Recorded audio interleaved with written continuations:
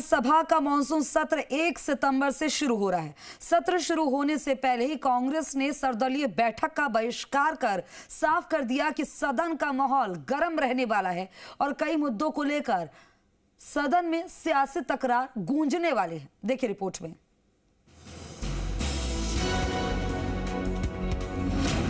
कल से शुरू होगा मानसून सत्र।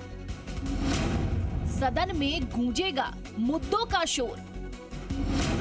विपक्ष सियासी हमले को तैयार। सत्ता पक्ष हर मुद्दों पर देगा जवाब। बिलों से लेकर बाढ़ तक सत्र में बढ़ेगी सियासी तकरार। राजस्थान विधानसभा का मॉनसून सत्र 1 सितंबर से शुरू हो रहा है। सत्र शुरू होने से पहले ही कांग्रेस ने सर्वदलीय बैठक का बहिष्कार कर साफ कर दिया है कि सदन का माहौल गर्म रहने वाला है। कांग्रेस ने इस सत्र को लेकर अपनी रणनीति तैयार कर ली है। खबरों की माने तो ऐसा माना जा रहा है कि सदन में सरकार और विपक्ष के बीच तीखा टकराव देखने को मिलेगा। बजट सत्र में भी कांग्रेस ने सरकार पर लगातार हमले किए थे और कई बार कांग्रेस विधायकों और स्पीकर के बीच तनातनी की स्थिति बन गई थी। इसके साथ ही ऐसा माना जा रहा है कि ये सत्र 12 सितंबर तक चल सकता है। किन मुद्दों पर हो सकती है चर्चा? इस दौरान सरकार कई महत्वपूर्ण बिल सदन में पेश कर सकती है। प्रवर समितियों को लौटाए गए विधेयकों को भी विधानसभा के सत्र में रखा जा सकता है।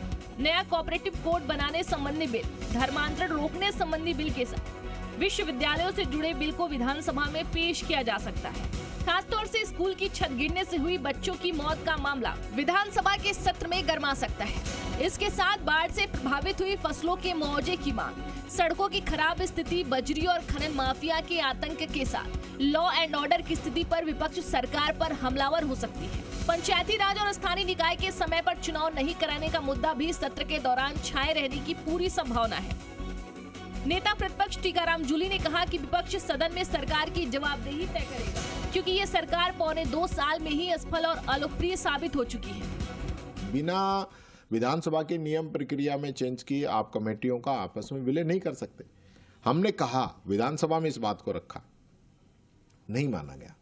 लगातार जो है, हमने पहले भी बताया था कि हमारे सदस्य विधानसभा में आवाज उठाते हैं, उनको रोका जाता है, पर सत्ता पक्ष की ओर से टोका टाकी की जाती है और उनको प्रोटेक्शन मिलता है।